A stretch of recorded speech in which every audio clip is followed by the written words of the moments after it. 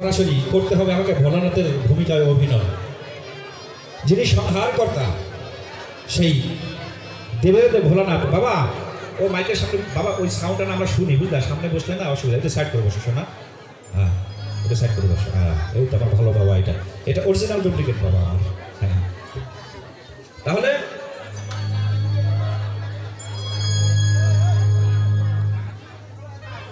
এই ভোলানাথের ভূমিকা